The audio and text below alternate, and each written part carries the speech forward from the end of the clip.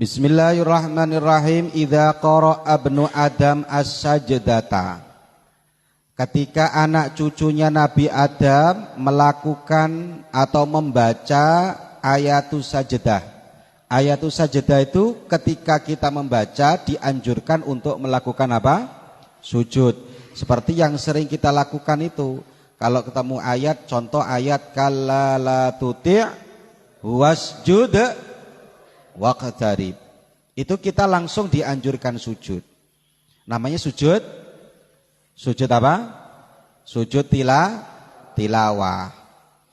Sujud dia fasjud waqtarib, kemudian ketika dia melakukan sujud, pahala besar menanti dia. I'tazala syaitan yabki, maka setan akan pergi dan setannya seraya menangis. Yaqul, dia mengatakan setan, dia ngomong setan, dia acereng setan, ngomong ya waila, duh celaka, celaka.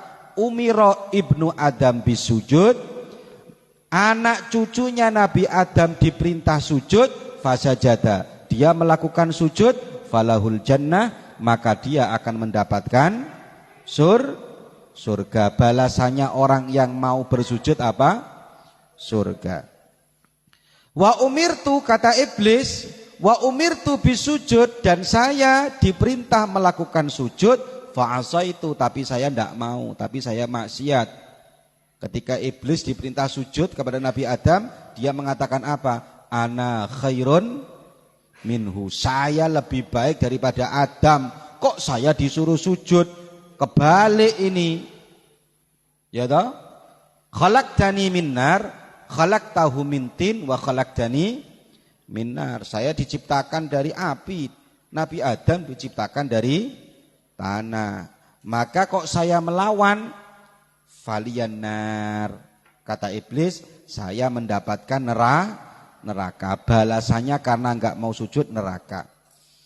Nah, sujud ini perlu kalian tulis ya. Kalau perlu ya enggak perlu ditulis semua boleh, tapi ini penting. Sujud itu ada 4. Yang pertama ya sujud dalam sholat, sudah sujud seperti biasanya itu. Sujud ketika sholat, subhana rabbiyal a'la wa bihamdi, itu doanya. Kemudian sujud tilawah, ya yang hadis yang barusan kita baca tadi itu, yang kita kaji ini sujud tilawah namanya. Apa sujud apa karena? Tilawah. Sujud tilawah ini artinya sujud karena bertemu dengan bacaan-bacaan dalam Al-Quran yang di situ menganjurkan kita untuk melakukan sujud. Nah, sujud tilawah ini bisa terjadi di 2 tempat.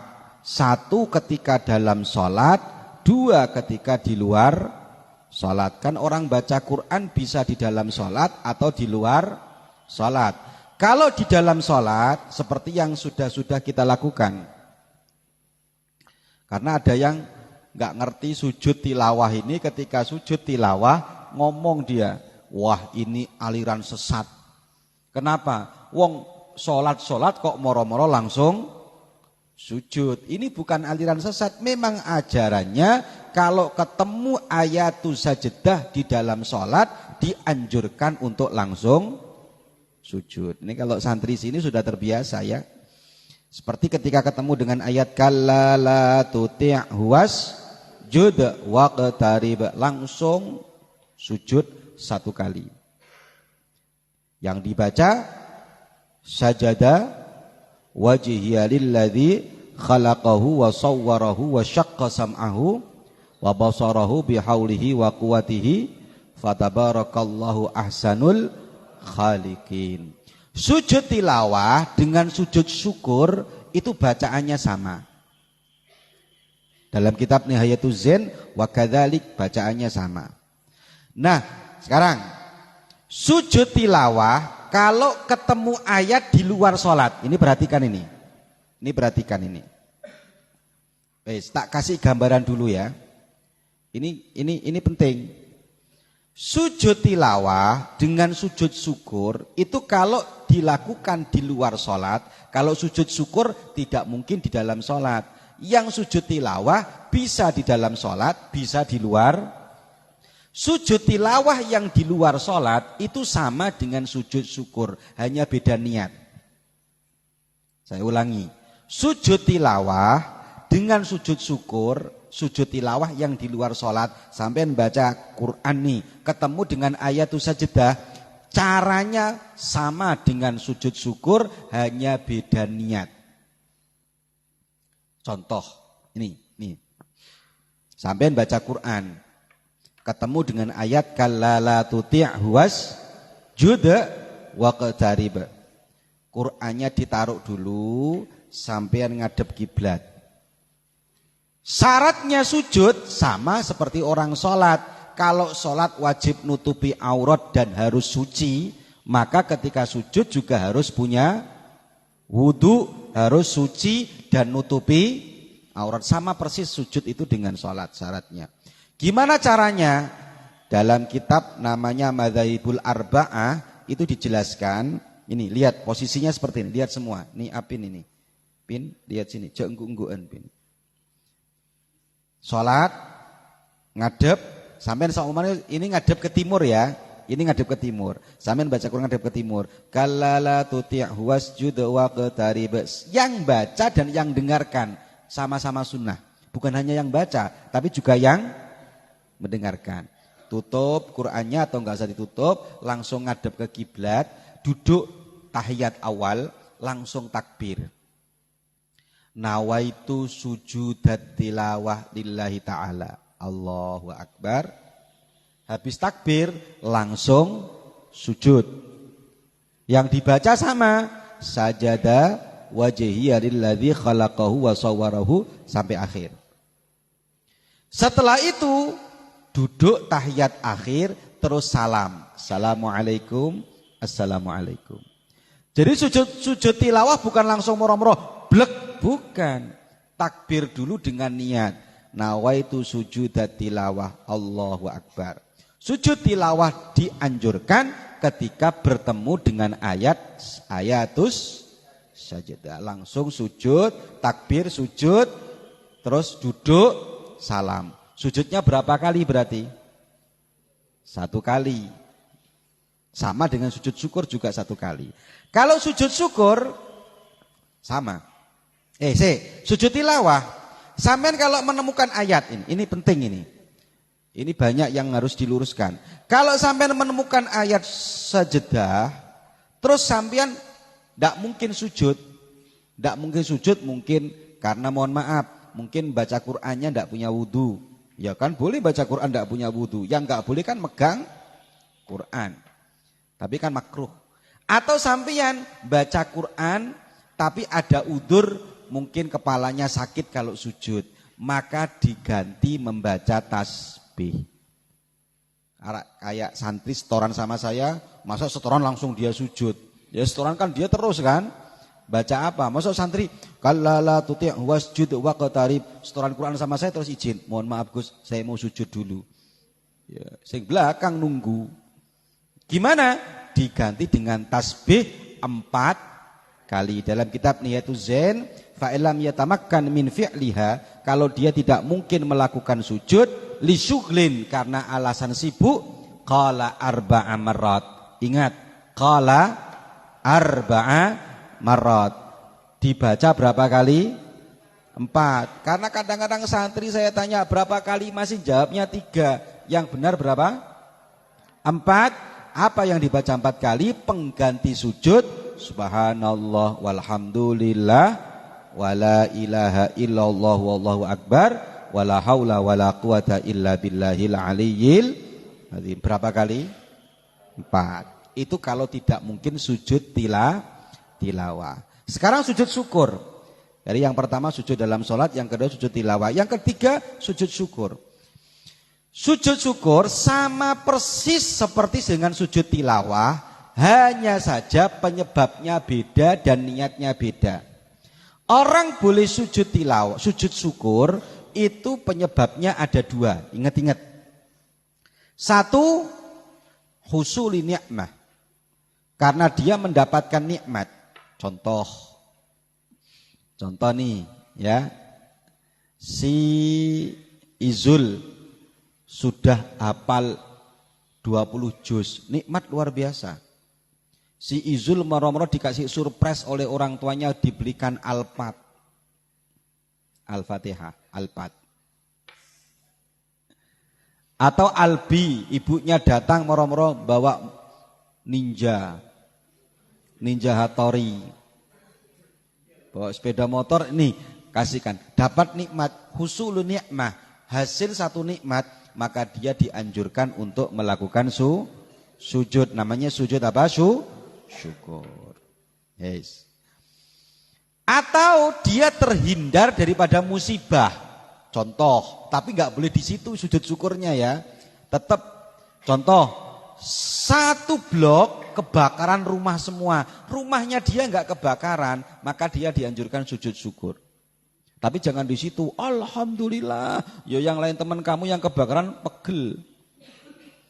Ada 4 orang kebakaran, rumah kamu di tengah-tengah nggak kebakaran. Alhamdulillah, berarti terhindar daripada musibah. Sampeyan nyampe di rumah langsung wudu, duduk, niat nawaitu sujuda syukri lillahi ta'ala, sujud, terus dia duduk sujud, baca sajada wajhiyya lilladzi khalaqau, terus duduk salam.